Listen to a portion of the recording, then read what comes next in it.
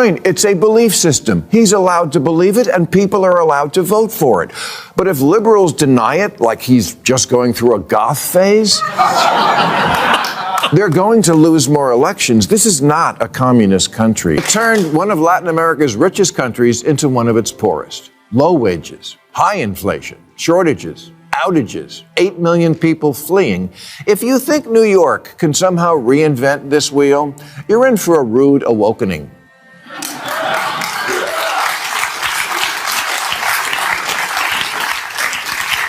Zoran can't make your wishes come true. You're thinking of Zoltar. It's finally happening. Bill Maher is laying bare the real reason the Democratic Party's strategy keeps collapsing. Now, amid the ongoing ICE controversy, you'd expect the DNC's image to surge. Yet instead, it's plunging fast. Plenty of people are asking why, but Maher claims he knows the truth, and it'll genuinely shock you. So tap that subscribe button for bold, unfiltered political commentary, and let's dive right into the heart of it. Let me tell you about the story that liberal algorithms locked out. Her name is Sia Weaver, and if you ask anyone in the blue sky bubble who that is, they'll look at you like a turkey looking up at the rain.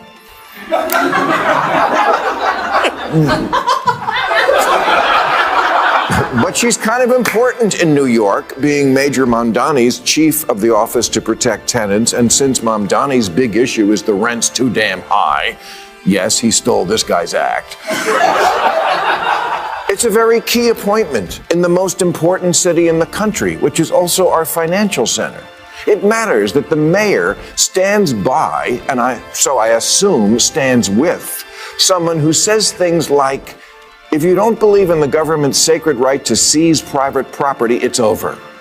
Seize private property. Home ownership is racist. Elect more communists. Maher kicks off the expose by zeroing in on what he describes as the DNC's uncomfortable drift toward far-left ideology. He frames it as more than just campaign rhetoric, arguing that some of the party's messaging is being interpreted by voters as leaning toward socialism. Now, some would push back and say that figures like Mamdani don't represent the entire Democratic Party, that it's unfair to paint a national movement with the brush of one outspoken politician. But Maher insists that critics are missing the bigger picture. He argues that New York isn't just another city experimenting with bold policies. It's the financial heartbeat of the United States, a global symbol of American capitalism and economic power. What happens there doesn't stay there. If voters begin to believe that New York is veering towards socialism, Maher warns, that perception alone could ripple outward, reshaping how the entire party is viewed across the country. Property, especially home ownership, is a weapon of white supremacy. Really? Even among the 20 million black Americans who own their own home? I mean,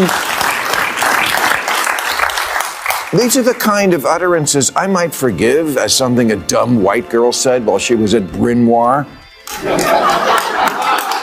Because it's the kind of privilege hating you can only learn for $95,000 a year.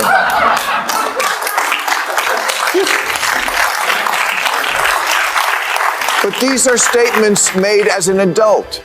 Yes, for co-eds from elite private colleges, you're only a lesbian until graduation, but the communism lasts a life. Maher goes on to argue that the Democrat strategy is imploding for a simple but politically explosive reason. Many Americans instinctively recoil at anything that sounds like communism. He says the label alone is enough to trigger alarm bells across the electorate. For a large portion of voters, the word feels abrasive, even threatening, tied to images of government overreach, economic stagnation, and lost freedoms. And whether that perception is fair or exaggerated, Maher suggests it's politically naive to ignore it. He contends that Americans, historically and culturally, have defined themselves in opposition to centralized economic control. Generations were raised during the Cold War era, when communism was portrayed as the ideological enemy. So when rhetoric begins to echo those themes, even loosely, it creates anxiety. Maher argues that dismissing those concerns as ignorance only deepens the divide. In his view, if voters associate democratic messaging with failed socialist experiments of the past, the political fallout is inevitable and self-inflicted. Democrats seem to be having this debate whether or not Mayor Mamdani is a socialist or a democratic socialist. Let me settle it. He's a straight-up communist. How do I know this? Well, I'm reading between the lines. when one of his major advisors says, elect more communists.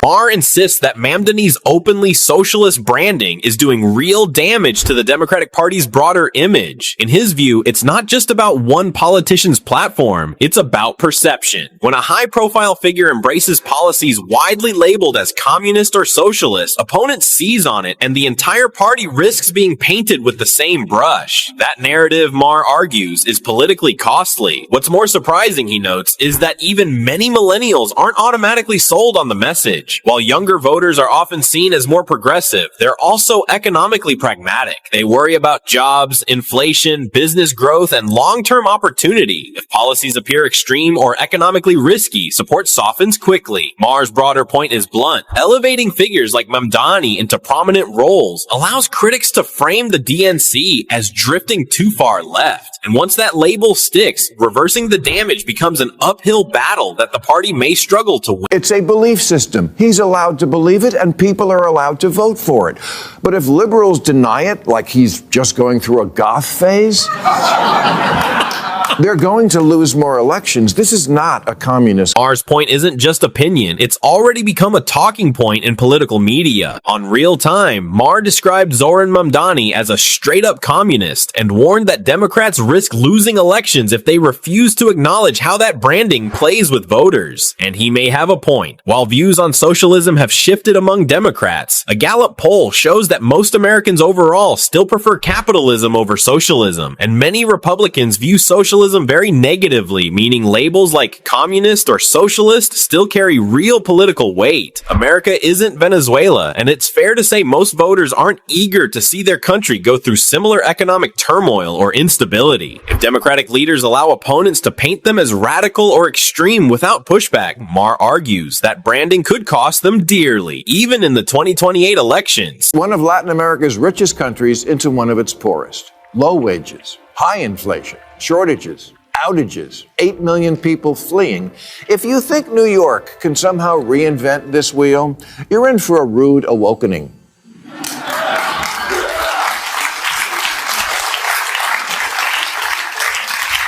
Zoran can't make your wishes come true. You're thinking of Zoltar. Here, Maher references Venezuela's economic collapse as a cautionary example when discussing the potential risks of aggressive socialist-leaning policies. A nation that was once one of Latin America's richest economies, but has since endured a prolonged economic collapse. Today, Venezuela's total GDP is only about $120 billion, a tiny fraction of the economic output of the United States, whose GDP tops nearly $29 trillion, roughly 240 times larger. That stark contrast matters. The U.S. economy fuels innovation, jobs, and global leadership, while Venezuela's struggle is marked by contraction, shortages, and massive declines in living standards over the past decade. America's strength is rooted in democratic institutions, diversified markets, and a system that rewards productivity, not centralized control of the economy. Unlike Venezuela's experience, where extreme state intervention helped trigger a crisis, the United States has maintained resilience and broad prosperity. Maher's point is that straying too far from those principles can have real political and economic consequences. Socialism is like a dating profile. Things look great until you meet up in the real world.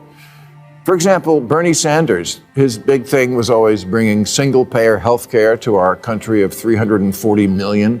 But when liberal tie-dyed Vermont tried to do it for a population of 626,000, it collapsed like that poor in the Oval Office last week.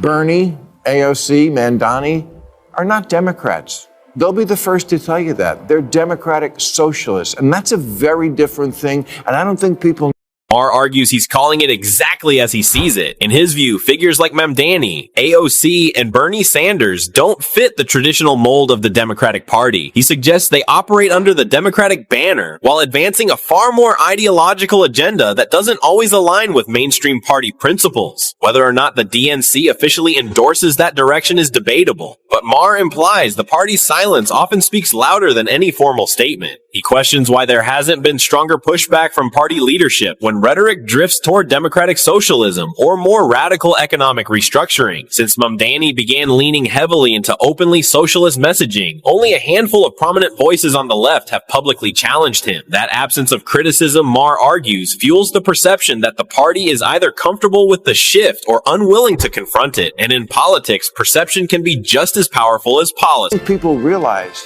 we already have a lot of socialism. Social Security, Medicare, Medicaid, unemployment insurance, food stamps, veterans benefits, Pell Grants, COVID-era payments, farm subsidies, disability payments, Fannie Mae, Freddie Mac, corporate bailouts, and the jobs program that is building weapons the Pentagon doesn't even want. All that is socialism, much of it appropriate to soften the edges of capitalism. But the DSA are radicals about this concept, and radical economic policy is always ineluctably married to radical social policy. Their platform, for example, calls for completely open borders. They're for what Biden was doing, but more. Goes on to make a more nuanced point. Even American democracy already contains elements that could be described as socialist. Public schools, Social Security, Medicare, infrastructure spending. These are government-run or government-funded programs designed to serve the common good. In other words, the system already blends market capitalism with limited social safety nets. His argument isn't that every collective policy is dangerous. It's that there's a difference between balance and overhaul. According to Maher, pushing toward a full-blown socialist framework risks upsetting the economic engine that drives growth and innovation. He acknowledges that socialism often sounds appealing in theory. Fairness, equality, guaranteed services. On paper, it promises security and shared prosperity. But he argues that real-world implementation is far more complicated. Incentives shift, bureaucracy expands, efficiency declines. His warning is about recognizing that dramatic structural change can carry consequences that outweigh the promises. Terrified of COVID, masking 2-year-olds who never would have died from it and keeping schools closed for far too long. They're definitely afraid of their kids, who from time immemorial have always come up with bad ideas. Their kids, thinking up stupid shit is what they do. But parents used to tell them, that's ridiculous. The world doesn't work that way. Not today's parents. They say, you're right, honey. Gender is just a social construct. Please, sometimes your mother and I forget which one of us has. Maher circles back to what he believes was the Democrats' original misstep, leaning too heavily into what critics label woke politics. He argues that cultural messaging, identity battles, and ideological purity tests alienated a significant portion of middle-of-the-road voters in previous elections. In his view, that disconnect contributed to losses the party is still trying to explain. What surprises him most, he says, is that instead of recalibrating, some factions appear to be pushing even further left. Maher suggests that doubling down, shifting from cultural progressivism toward more openly socialist economic rhetoric, risks compounding the problem. Rather than broadening the coalition, it could narrow it. Elections are won in the center, he argues, not on the ideological edges. If the party misreads the public mood and interprets past defeats as a signal to become more radical instead of more pragmatic, it may find itself repeating the same mistakes only with higher stakes next time around. I don't know if we're still banning TikTok. That was before we changed the rule in America to Trump decides what's a law. But I know it wouldn't even be an issue if parents would sack up and tell their kids to get off the phone. Democrats are still afraid of the mean girls who police their far-out fringe. Massachusetts Congressman Seth Moulton had a perfect score on LGBTQ issues from the Human Rights Campaign.